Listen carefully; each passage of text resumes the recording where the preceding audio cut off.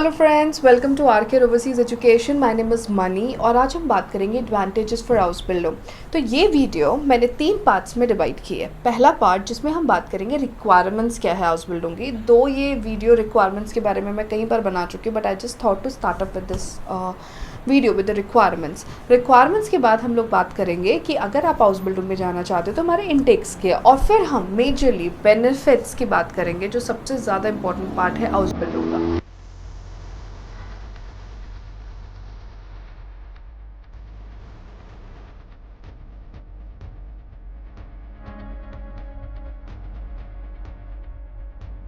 तो अगर हम बात करें रिक्वायरमेंट्स की, तो हमें जर्मन B2 तक चाहिए। B1 के बिहाफ पे हाउस बिल्डिंग नहीं हो पाता है। एक है हाउस बिल्डिंग, एक है FSJ प्रोग्राम जिसको हम वॉलंटरी जॉब्स बोलते हैं। वो शॉर्ट टर्म वीज़ा के लिए होता है और वो 1 साल के लिए होता है। और अगर हम हाउस बिल्डिंग के लिए जाते हैं तो वो 3 साल के लिए होता है। So this is a major difference, right, कि अगर आप हाउस बिल्डिंग करना चाहते हैं then you should have a German language up till B2 तक आपको जर्मन लैंग्वेज चाहिए। अब जर्मन लैंग्वेज तो आपने किसी भी इंस्टीट्यूट से सीख लिया, उसके साथ सर्टिफिकेशन भी चाहिए। या तो टेल्क चलेगा या आपका गोएथे B2 चलेगा, राइट।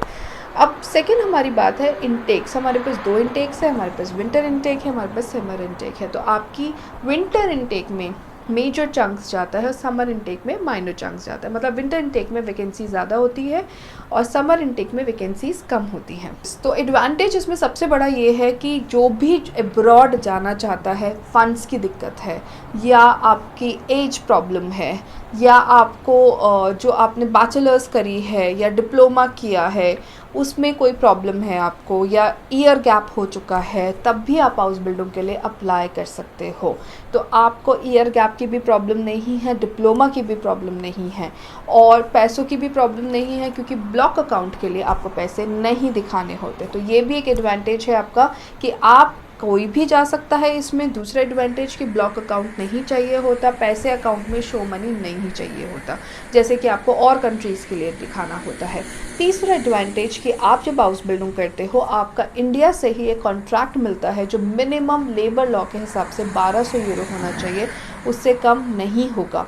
और अगर आप उसके साथ मिनी जॉब करना चाहें तो आप एक मिनी जॉब भी कर सकते हैं, मतलब 1200 हाउस बिल्डिंग का, उसके साथ आप एक और जॉब कर रहे हैं।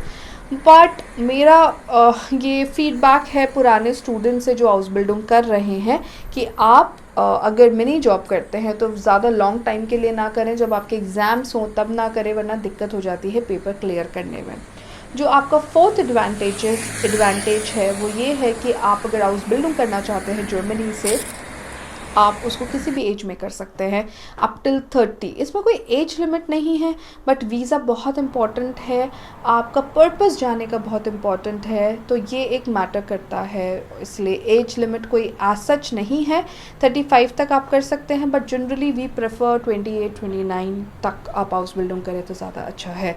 अब इसके अलावा जो इम्पोर्टेंट आपका एक और एडवांटेज है वो ये है कि जब आप हाउस बिल्डिंग कर रहे होते हो तो आप जैसे ही यहाँ आपका हाउस बिल्डिंग पूरा हो जाता है, आप यहाँ से अपनी फैमिली को भी माइग्रेट कर सकते हैं। आपकी फैमिली भी साथ के साथ जा सकती हैं हाउस बिल्डिंग के करने के बाद। हाउस बिल्डिंग के साथ जाना थोड़ा सा डिपेंडेंट वीज़ा में मुश्किल होता है, पर डिपेंड करता है कि आपकी प्रोफाइल क्या है। एक मेजर एडवांटेज जो हाउस बिल्डिंग करने का है वो ये है कि हम जब बैचलर्स के लिए जाते हैं या मास्टर्स के लिए जर्मनी में जाते हैं तो हमें पढ़ाई करते हुए वो जॉब्स करनी पड़ती हैं जो शायद हमारी पढ़ाई से रिलेटेड ना हो, लेकिन हाउस बिल्डिंग में आप वही जॉब करते हो जिससे रिलेटेड आप अपना प्रैक्टिकल कर रहे हो। सो फॉर एन एग्जांपल, अगर आप नर्सिंग कर रहे हो तो नर्सिंग में जो आप स्कूल में पढ़ोगे वही आप अपना प्रैक्टिकल करोगे।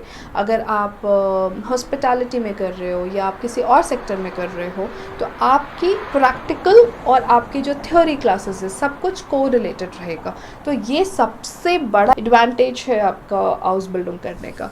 और दूसरे एडवांटेजेस जो मैं अब आके आपको बताने वाली हूँ। अब हम जो सबसे इम्पोर्टेंट है, जो हर कोई मुझसे पूछता है कि PR हाउस बिल्डिंग के बाद हम PR कर सकते हैं। हाँ, आप हाउस बिल्डिंग के बाद आपको आराम से PR मिल सकता है, क्योंकि उसके बहुत सारे रीजंस है। पहला रीज़न, जब आप PR के लिए अप्लाई करते हैं आपको जर्मन लैंग्वेज आनी चाहिए B1 तक जो आपके पास है।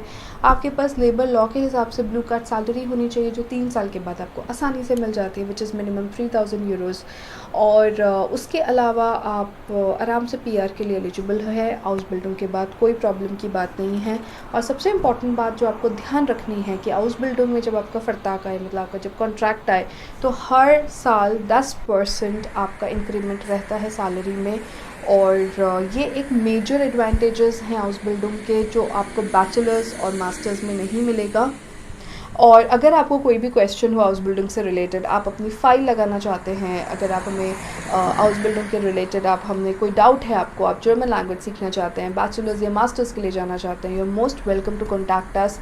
We would be very happy to help you out, and don't forget to subscribe a channel. Thank you.